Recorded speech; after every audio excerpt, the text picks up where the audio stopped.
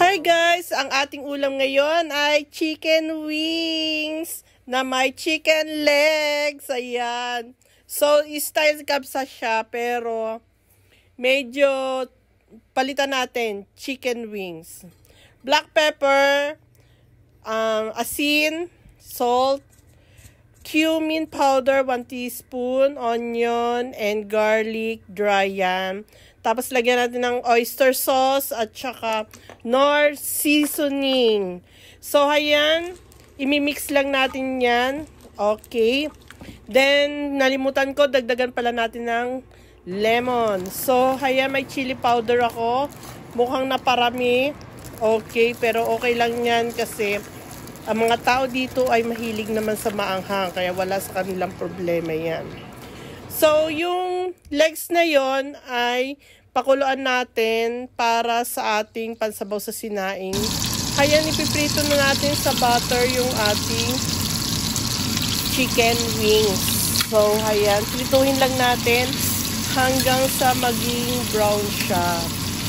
So, masarap yan guys kapag ganyan dahil na-marinate ko yan ng 1 hour at kung gusto nyo ay magdamagan, it's okay.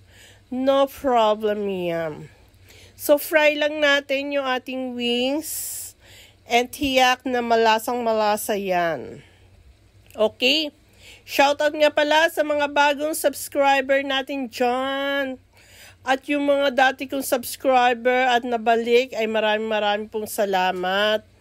Okay, paki-hit and like, share, and pindutin na rin ang bell button para updated kayo sa susunod pa nating mga lulutuin. Hayan, kapag luto na yung ating kabila, ay balik na rin naman natin yung kabila. So, kamusta ang Ramadan nyo guys? Ayos pa ba? Okay, 6 days of Ramadan, 7 days tomorrow, and 8 days next tomorrow. No.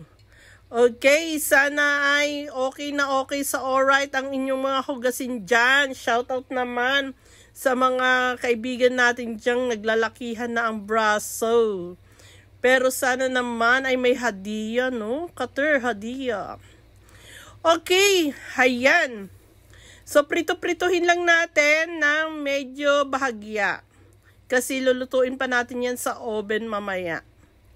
Okay, kung wala naman kayong oven, ay walang problema yon.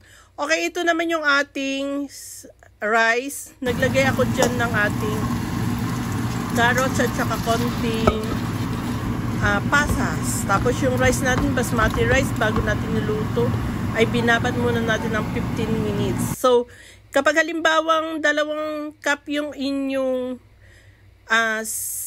yung rice nyo, 2 cups, ay di yung sabaw niyan ay 4 cups. So, tapos yung prinito nating wings ay nilagay natin sa ibabaw at nag-fry din tayo ng ating onion. So, ayan, luto na. Thank you for watching.